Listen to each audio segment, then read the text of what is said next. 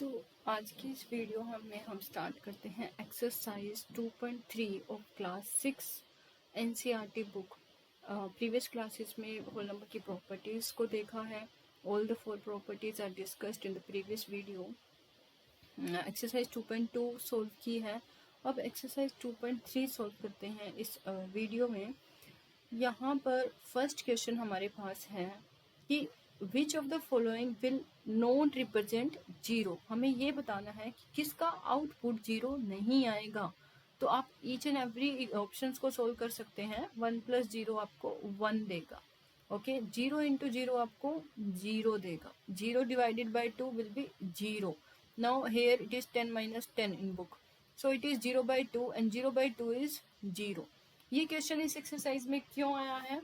क्योंकि second chapter whole number के chapter में आपके पास दो टॉपिक हैं, additive identity, right, additive identity and additive and multiplicative identity. Okay, additive identity क्या होता है, इसकी एक अलग से वीडियो है कि किसी भी नंबर को ऐड करने पर होल नंबर में क्या ऐड करें कि हमें वही नंबर मिले। तो होल नंबर में 0 ऐड किया जाएगा ना, तो 0 is the additive identity of whole number. Now 0 is the additive identity of natural number also, 0 is the additive identity of integer also, but यहाँ पर इस चैप्टर में हम होल नंबर के बारे में पढ़ रहे हैं तो होल नंबर ही बोला जाएगा। Okay, now multiplicative identity is 1। किसी भी नंबर को 1 से मल्टीप्लाई करने पे यू ऑलवेज गेट 1।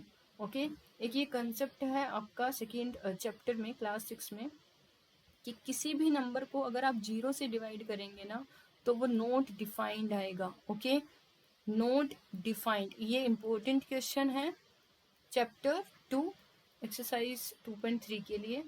किसी भी नंबर को 0 से डिवाइड करने पे, 0 कभी भी डेनोमिनेटर में नहीं हो सकता है। Never never never in any class, in any chapter, in any book.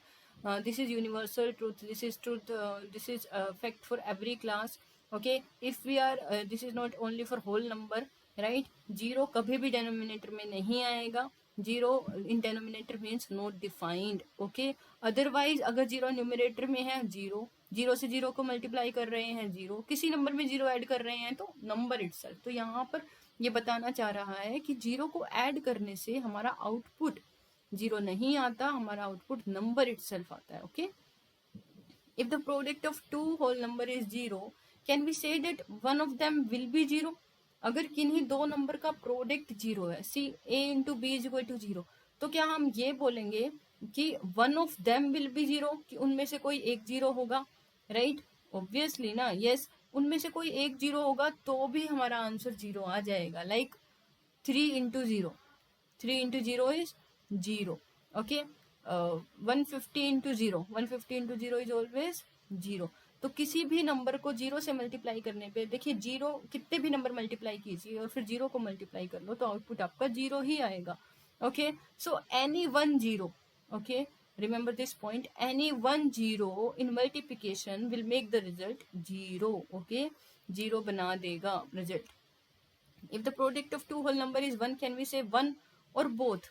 तो यहाँ पे क्या आएगा कि एक भी 0 होने पे हमारा आंसर 0 आ जाएगा। लेकिन अगर यहाँ एक 1 होगा, बाकी कोई और होल नंबर होगा, तो हमारा आंसर 1 थोड़े ना होगा, राइट? 3 × 1, सी, अब एक 1 मैं आपको दे रही हूँ तो क्या आपका आंसर 1 है? नो। अगर आपको मल्टीप्लिकेशन का आंसर 1 चाहिए तो आपको दोनों ही नंबर 1 रखने होंगे। Okay, so both of them will B 1। Here any one 0 can make it 0. Now both 1 will make it 1 only, otherwise it will make number itself. Any one will make it number itself. तो basically आपको additive identity और multiplicative identity को topic को ही revise कर रहा है, right? Now see 728 × 101, 2.2 exercise में हमने पढ़ा है। 2.2 एक्सरसाइज में we have done a lot of practice of distributive property, right? Here also we will do again. See what is this? 728 × 101. Okay, 728 × 101. तो कैसे सोल्व कर सकते हैं इसको, क्या इजी मेथड है, क्या प्रॉपर्टी हम लगा सकते हैं। ऊपर क्वेश्चन में लिखा ही है डिस्ट्रीब्यूटिव प्रॉपर्टी, पर ऐसा भी हो सकता है using suitable property it is writing that using suitable property solve it.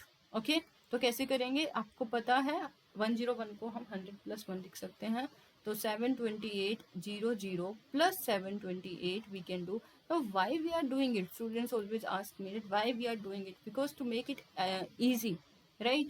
यहाँ देखिए मल्टीप्लिकेशन इतना इजी नहीं है, लेकिन addition we can do easily, we can easily add it, right. 7 3 5 2 8 is my answer, and multiplying by 101 is not so easy. So 1001 can be written as 1000 plus 1. Now 25, how you will write 25 here? Okay, we have to do by distributive property, so we have to do like this, right? Otherwise if we say कि maths में easy calculation क्या होगा इसका, then I suggest you 100/4, because 25 can be written as 100/4, right? So it can be also calculated. Now 20 plus 5 we can do here, and in 125 100 plus 25 we can write, okay, 100 plus 25 we can write, and here in distributive property 500 plus 4 is easy, right? 500 plus 4 is easy, right? Okay,